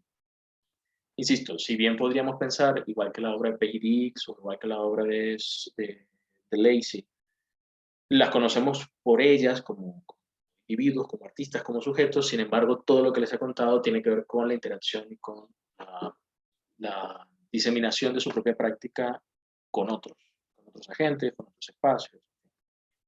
De allí la problematización que les hacía de la figura del autor. Bien, me voy rápido con otros casos. Ahora aquí de nuevo me permito colar algunos casos latinoamericanos. El colectivo Sociedad Civil fue un colectivo que se fundó en Perú precisamente en torno a la crisis que se vivía en el país, momentos en los que Fujimori estaba siendo reelecto de una manera bastante sospechosa en el año 2000. Para quienes no conozcan la historia, Fujimori entra a la presidencia, me parece que en el 90 o 92, ahora no recuerdo exactamente la fecha, como una suerte de outsider, y esta es una historia que nos suena a muchos, ¿no? Es el gran político que no estaba ni con un partido ni con otro y venía a significar algo así como la esperanza de renovación. Y poco después de que entra a la presidencia, mueve un poco sus cartas para producir una reforma constitucional que permitiera su reelección, que hasta entonces no estaba contemplada en la Constitución peruana. Esa reelección, esa modificación de la Constitución se produce y él es reelegido para un segundo gobierno e intenta en el año 2000 reelegirse para un tercer gobierno, para un tercer periodo. Y es allí donde las alarmas un poco empiezan a sonar. Y claro, recibe denuncias de inconstitucionalidad, incluso hay disputas allá a nivel no solo del Congreso, sino del Tribunal de Justicia. Pero bueno, hay cierta complicidad y cierto control de los poderes, de modo tal que la Sala Constitucional del Tribunal pues, se pronuncia a favor de su petición, va a elecciones y gana. Y en el momento en que ganan las elecciones, en abril, se desata una serie de protestas en el país que duran más o menos hasta noviembre, que es cuando huye, deja la presidencia. En ese periodo de noviembre a abril, de abril a noviembre, periodo muy intenso, ocurren estas acciones que les quiero contar.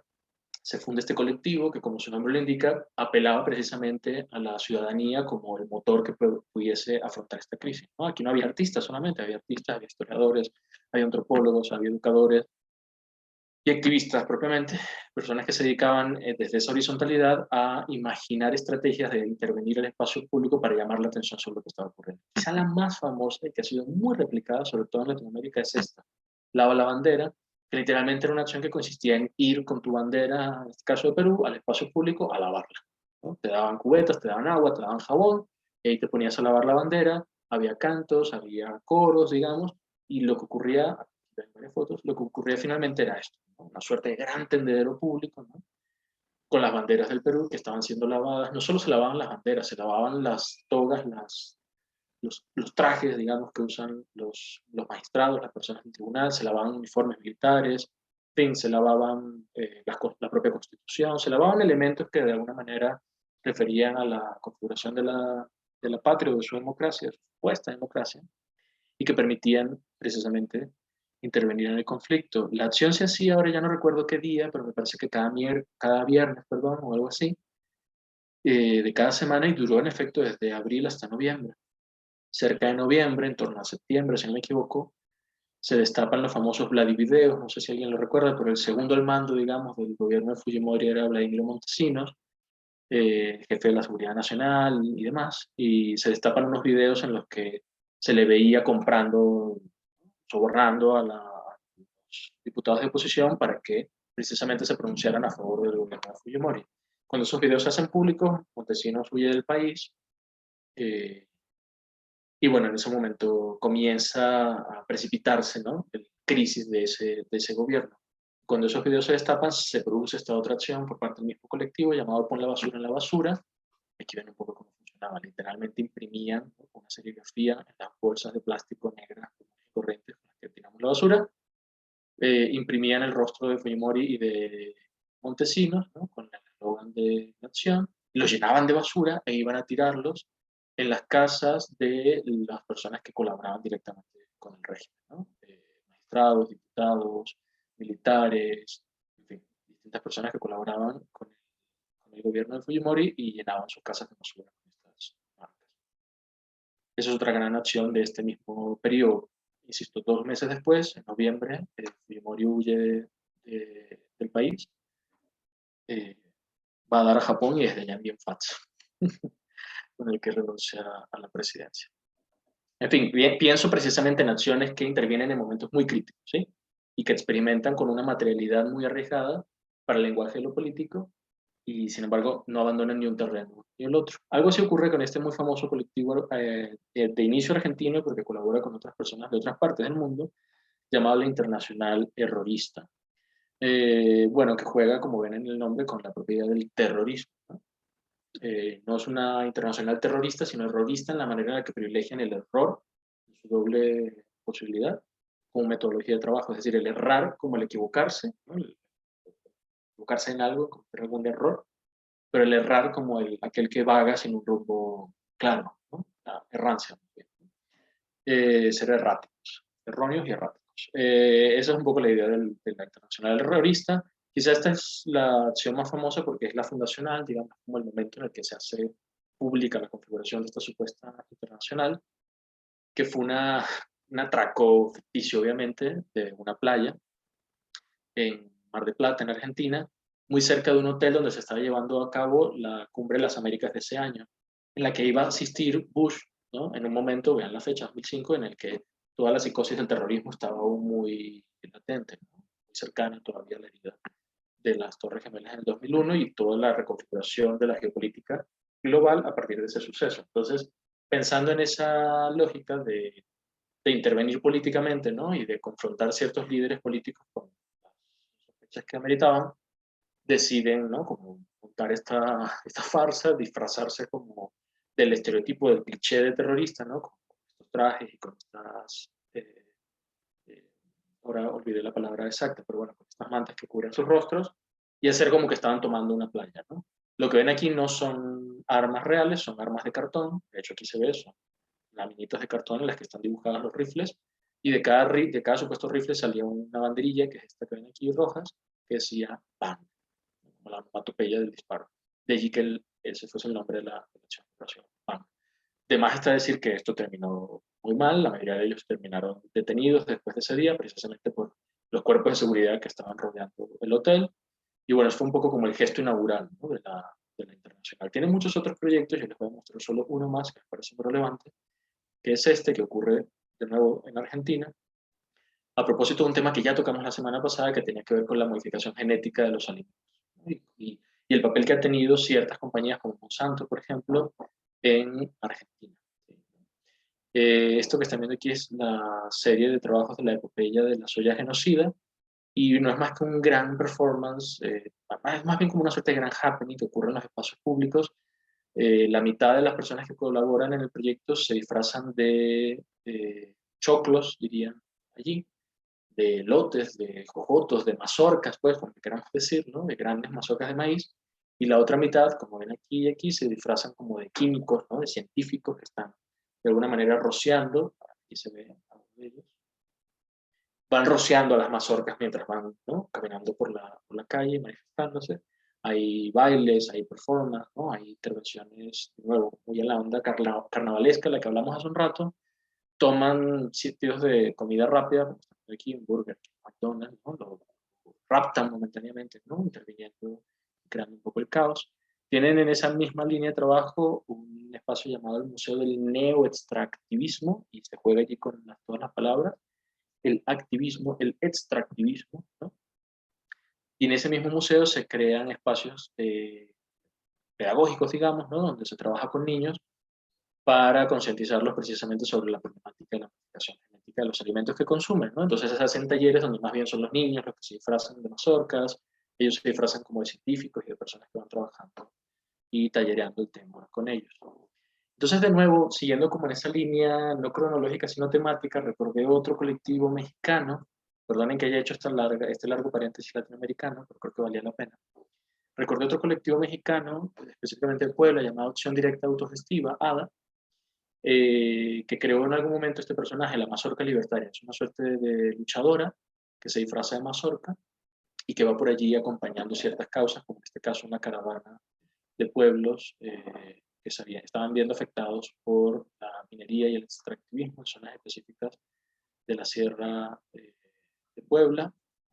O en otros casos se manifiestan en acciones muy puntuales donde arman una suerte de ring de boxeo o de lucha libre con villanos, digamos, ¿no? El personaje de la mazorca pelea con ciertos sujetos, ¿no? A veces pelea con empresarios, a veces pelea con figuras como este que está aquí, una suerte de representación de McDonald's, ¿no?, el payaso de McDonald's, y se arman estos rines, ¿no?, todo el espacio como un poco bufonesco es propicio precisamente para llamar la atención sobre algún tema en particular. Y bueno, para ir cerrando, porque el tema da para mucho, pero el tiempo no nos rinde lo suficiente, para ir cerrando quería solo, me parece que no podía dejar de llamar la atención sobre 3 casos puntuales de activismo artístico en la Venezuela reciente.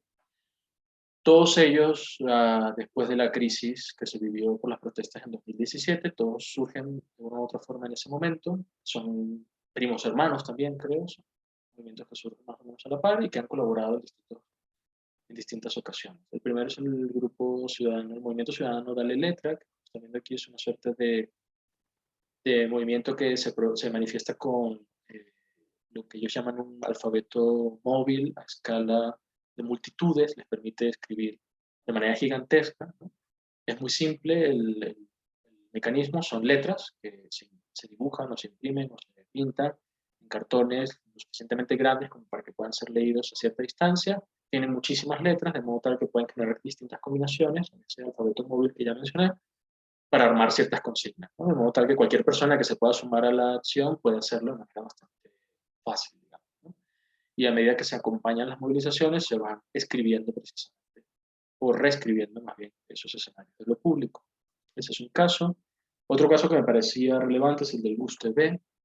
El Bus TV es un movimiento en el que trabajan tanto periodistas de oficio como otros ciudadanos que se quieren sumar a la lucha precisamente sobre la concientización de la información, de cómo se genera y se distribuye la información y de cómo rescatar la responsabilidad ciudadana de estar informados sin legar eso ni a las empresas privadas ni mucho menos al Estado. Entonces, retomar la práctica del periodismo de a pie, digamos, un periodista dicen ellos, offline, que no trabaja en la lógica de las redes sociales y de la inmediatez que vivimos hoy en día, sino que trabaja cuerpo a cuerpo, ¿no?, con los ciudadanos. Y específicamente al inicio de estas protestas y antes de la pandemia lo hacían a bordo de autobuses, de ahí el nombre del proyecto, el Bus TV. Es muy simple también la dinámica, a propósito de esa materialidad débil, es una suerte de marquito de cartón, ¿no?, el recuadro de cartón que asemeja una pantalla de televisión.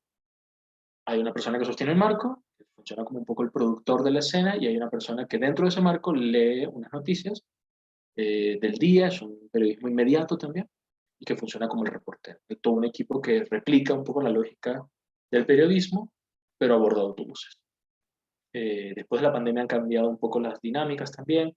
Ahora tienen otro espacio llamado La Ventana TV. Funciona para los balcones de las ventanas de ciertos vecinos, en ciertos barrios, en ciertas comunidades.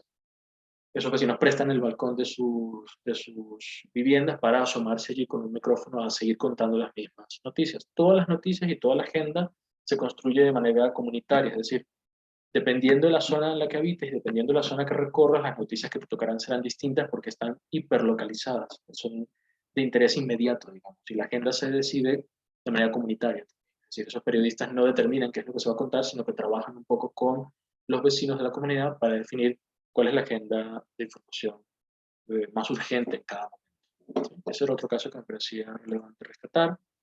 Y por último, me parece también relevante rescatar el trabajo del Labo Ciudadano o el Laboratorio Ciudadano, un movimiento mucho más heterogéneo, una plataforma que les permite experimentar con distintos formatos en la misma lógica de recuperar el espacio público, pensando desde del activismo no violento y de la innovación política, es decir, de cómo imaginamos otras formas de hacer la política que no sea la política institucional de los partidos que se enfrentan unos a otros. En esa lógica han tenido talleres, rallies, derivas a partir de ciertos temas en el espacio público, y un dispositivo que a mí me gusta mucho y que suelen utilizar mucho que llaman las birras despolarizadas, es decir, las cervezas despolarizadas, un espacio para encontrarnos en lo público, hablar, discutir de manera quizá un poco más jovial, con una cerveza de por medio, como lo harían unos amigos en un bar, tratando de esquivar precisamente los puntos que tensan las conversaciones de un modo tal que las polariza. Es decir, tratando de escapar a la polarización política, ¿no?, de unos contra otros, del que no está conmigo está contra mí, ¿sí? Tratando de evitar esa polarización, desde allí pensar cómo rehabitar el espacio de lo público y cómo rehacer la política, como decía yo al inicio, de una manera no antagonista, sino agonista. ¿Sí? Vale, pues cierro con eso porque si no se nos va el tiempo. Y bueno, como decía Pamela, nos podemos tomar quizás unos 5 minutos extra para, no sé, para discutir, para comentar, para hacer alguna intervención antes de que cerremos. Así que adelante. Renato, tú dijiste que ibas a darnos una introducción al trabajo final hoy, o eso es para la semana que viene. Al trabajo final del curso, dices, Gerardo. No, Sí. les decía que hoy estamos entrando a la segunda mitad del temario y que yo creo que dentro de unas 2 semanas quizá ya les voy a traer las indicaciones más específicas. Pero si alguno de ustedes ya tiene dudas o tiene incluso por ahí algún tema ya adelantado, me pueden ir consultando, pero les pediría que lo hagamos más bien aparte, no tomar el tiempo de la clase porque nos robaría demasiado. Cada quien me puede escribir aparte consultando sus dudas. Pero propiamente, Gerardo, se los voy a traer ya dentro de 2 semanas. ¿Sí? No, yo lo único que quería preguntar es como, o sea, una metodología para investigar o escribir. A veces yo tengo la idea, pero no sé cómo estructurarla o no sé cómo investigar la idea que tengo. Y no sé si usted tiene algo al respecto, ¿verdad? Pues no sé si algo le suena de lo que estoy diciendo. Sí, a ver, rápidamente, porque no quiero tampoco robarles mucho tiempo con esto. El trabajo final realmente es una intervención muy pequeña, ¿sí? Si lo ven en el programa que les mandé al inicio del curso, yo se los planteaba como 2 posibles caminos. Uno, escrito, digamos, una investigación en su sentido más alfabético, pues. Y en otro sentido podría ser una intervención audiovisual, ¿no? O visual, o desde otros campos. Tenemos muchos artistas, por ejemplo, en el grupo. Quizás se sientan más cómodos produciendo una obra, produciendo algún tipo de acción, que escribiendo un texto. Entonces lo dejo abierto como esos 2 posibles caminos. Y en términos de metodología, yo creo que el tema de la semana que viene nos puede servir. Cuando hablemos de apropiación la semana que viene, vamos a rescatar la potencia crítica que tiene lo fragmentario. Es decir, en vez de pensar en que van a entregar un gran trabajo, ¿no? con un arco argumental clarísimo, ¿no? De principio a fin, quizá yo les pediría reivindicar la potencia de lo fragmentario, ¿no? De una intervención quizá más pequeña y que rearticule a su vez fragmentos de otras investigaciones que ya existen, echando por tierra así la idea de la originalidad. Es decir, más que pensar en que van a entregar un gran trabajo original de algo que nunca nadie más ha dicho, quizá lo que debamos pensar es cómo intervenir críticamente a partir de retazos, de restos, de fragmentos, de cosas que ya existen, de cosas que ya otros han dicho o hecho, juntarlas, ¿sí? En una suerte de constelación y entregarlas. Pero de nuevo, Gerardo, creo que ese tema lo abordaremos con más claridad la semana que viene. Entonces, si te parece, si quieres me escribes esa parte y si no, la semana que viene lo comentamos. ¿Sí? Es lo que por ahora te puedo adelantar en términos de esa metodología. ¿Vale? ¿Alguien más que quiera preguntar o comentar? Bien de la clase de hoy o bien una duda en general. Yo, Renato, comentar que, bueno, primero, el tema de la política, ¿no? Que está en todo, ¿no? En realidad, todo es política, ¿no? Todo, entonces, cualquier arte, se me vienen a la cabeza cosas de las que he dicho antes que quería subir al Padlet, que tenían que ver con otras clases, ¿no? Con la condición postnatural, con la naturaleza, con el paisaje y demás. Por ejemplo, artistas como Liz Christie de Nueva York, que en los años 70 se dedicaban a bombardear con bolas de semilla los descampados que estaban vacíos, y que de ahí han surgido parques que son jardines que hoy en día son referencia para huertos urbanos y cosas así, que tienen que ver con el colectivismo y con activismo también. Por ejemplo, y aquí en España con la burbuja inmobiliaria y demás, cosas a lo mejor que no son tan radicales, sino más amenas, entre comillas, sino también con lo que has dicho del Reclaim the Street. Por ejemplo, Santiago Cirujeda, que es un arquitecto de Sevilla, que tiene que ver con el tema de lo participativo, de coger los descampados y recuperarlo para la ciudadanía, haciendo parques infantiles con materiales de obra baratos y cosas así, y que son los mismos vecinos los que lo hacen. Son cosas ahí que tienen que ver también con el espacio y con, entre comillas, la naturaleza, aunque esté dentro de lo urbano. Después también Lara Armarcegui, que es de Zaragoza, de aquí de España, que también trabaja el tema del descampado, el solar y eso así, pero desde un punto de vista como más de mapear, de cartografiar, de conservarlo como en su estado así natural, ¿no? Como dentro de lo salvaje, ¿no? No sé, me llevan a cosas que quería subir que tenían que ver con otras clases, que me vienen aquí al pelo, ¿no? Esto, y para que no se queden, aunque después lo pueda poner en otro momento, pero que no se queden ahí en el tintero, por si acaso. Gracias, José Antonio. Sí, tienes toda la razón. En realidad el tema de la política o de lo político, como lo abordamos hoy, está de una u otra forma en casi todos los temas que hemos visto o que veremos en el curso. Realmente, como ya les he dicho, el curso está pensado para que se vaya, digamos, como uniendo a manera de una constelación o un ensamblaje muy complejo de una red, ¿no?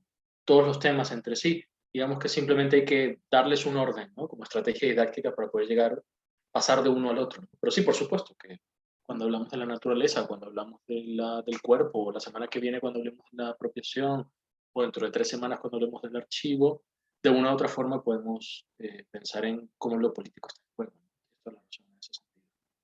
Bien, yo por hoy quisiera cerrar para no robarles más tiempo. Nos vemos la semana que viene. Hablaremos de la apropiación o la reapropiación y de cómo la autoría está en disputa si bien no todas, casi todas las prácticas de arte contemporáneo. Y para eso no hay un texto, sino que hay una película. Porfa, espero que todos tengan posibilidad de verla. Ahora, sí, aquí sí les pido, por favor, hagan el esfuerzo de conseguir el tiempo. Ojalá la conexión a internet les ayude. La película ya está en el Padlet. Tienen 2 links para poder verla, por si uno falla, tienen otro. Es una película de una cineasta francesa llamada Agnès Varda. La peli se titula Los espigadores y la espiona. Ahí está, pueden verla desde ya. Si a alguien a ninguna de las dos les sirve, pues no sé, escríbanme a ver si les consigo otro espacio donde verla. También la subí a la carpeta de materiales complementarios, es decir, el archivo como tal está en la carpeta de materiales complementarios, por si acaso quisieran descargarla o algo así. ¿Okay? Les pido por favor hagan el intento de verla y eso sería todo. Nos vemos la semana que viene para discutir eso. Buenísimo, muchas gracias, profe. Gracias, profe. Bien, adiós. Bye. Gracias, profe.